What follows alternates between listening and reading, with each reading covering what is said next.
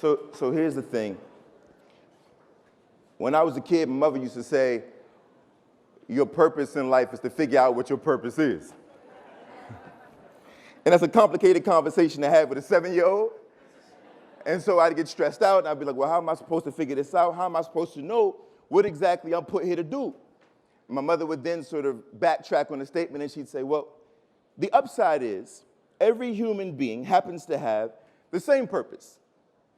So the real tricky part is you got to figure out what the vehicle is for that purpose to come into fruition. So then I'd say, well, Ma, what makes me special? I mean, what exactly is that purpose if we all have the same purpose? And my mom says, I believe every human being was put here for service.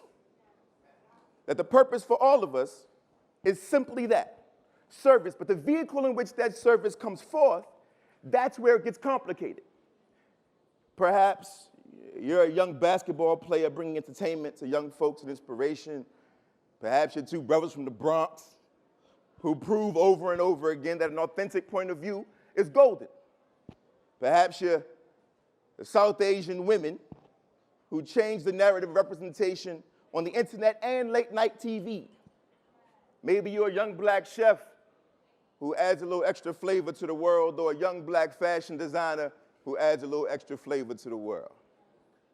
For me, my conduit, my vessel, my vehicle for service is literature.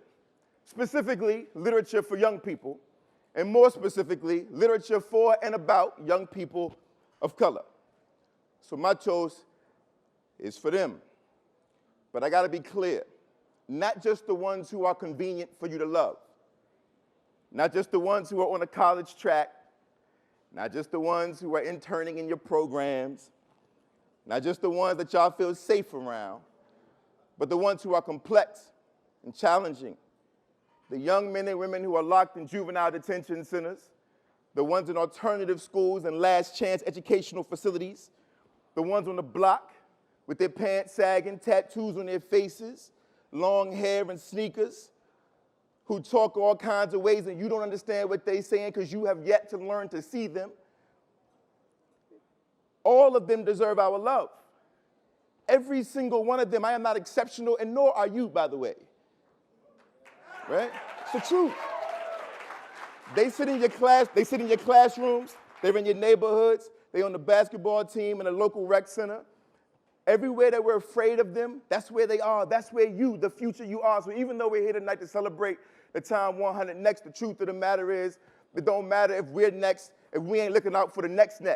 If we don't figure out who the next is, it's over for us. My mama always say, you can't be a king unless you can be a kingmaker. So my toast is for all the young folks in the world. I want to say thank you to the young people in this room. You are truly the antidote to hopelessness. And it is my job from here on out to make sure that I show myself approved and to ensure that I hold my colleagues, my peers accountable to make sure they do the same thing. All right? All right. Salute. Have a good night.